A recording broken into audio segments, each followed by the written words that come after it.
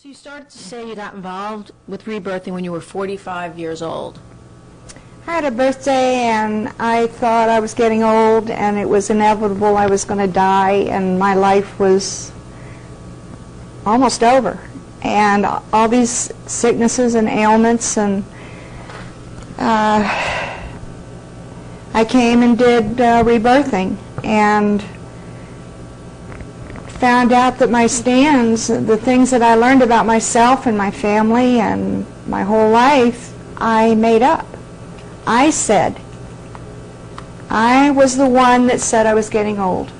I was the one that said I was getting ill.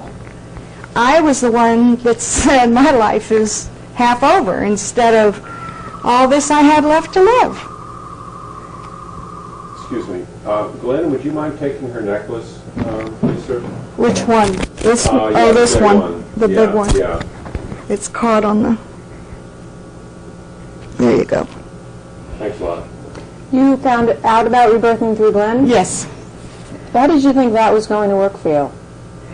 I was desperate at that time. I didn't know which way to go with my life. I was unhappy, and it was very unusual for me because my entire life I was a very positive person. I always was optimistic.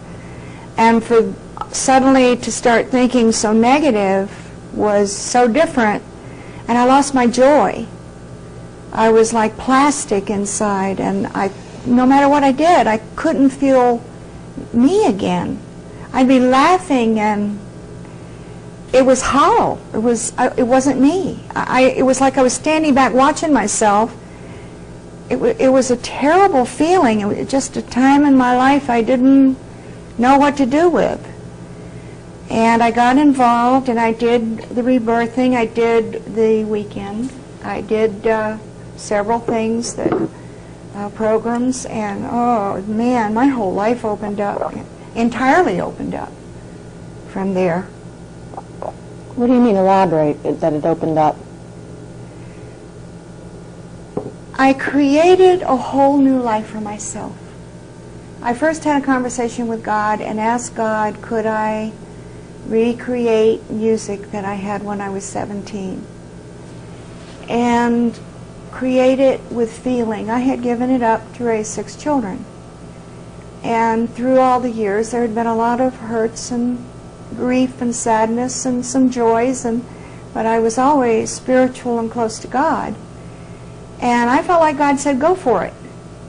And in doing the work here, the breathing and the different lessons that I've learned in Alivening, I just was able to step out and be bold and go for it. And I started writing, and I wrote songs, and I recorded. I got to Nashville. It was a dream come true.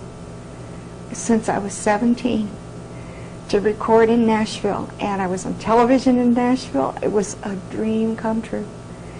And I found out that the things I held inside my heart, since with the breathing I was able to open my heart, I could say in songs and sing them and perform them to people because I wanted so desperately to make a difference with people.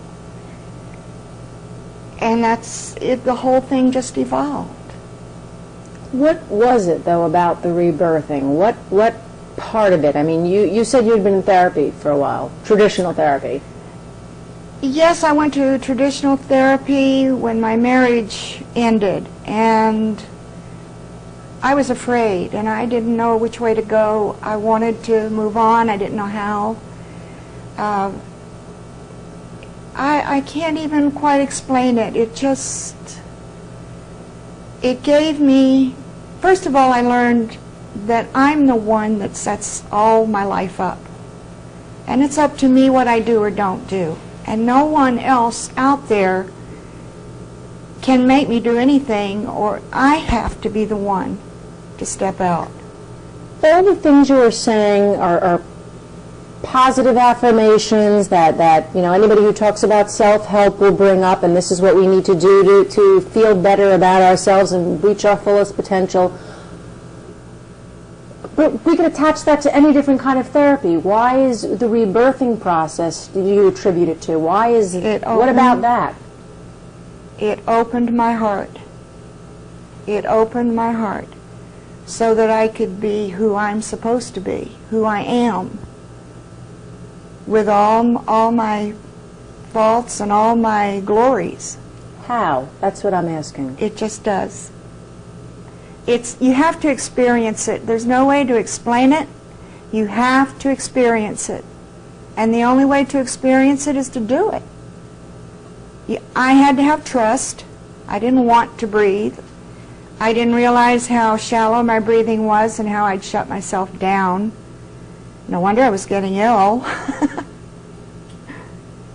So once I started breathing, my life came together. And it's not to say that I've had a lot of trauma since then. Thank God I knew this work, because my mother died in my arms, and I was able to, with the rebirthing, surrender that deep-seated grief, that deep, deep grief, painful grief. My husband died, my ex-husband died, that was traumatic. My relationship walked out on me, that I thought that was the end of the world. And then my son was murdered. I would not have survived that murder, period, without rebirthing and without alivening. I could not. As close to God as I am, I couldn't have emotionally survived things so quickly in a row like that. So it allowed me to let that grief out, up and out. For me, sometimes when I'm doing my rebirthings, it's like watching myself on a movie screen. And it's like, oh, I see it, I understand it, I am clear about it, but I'm not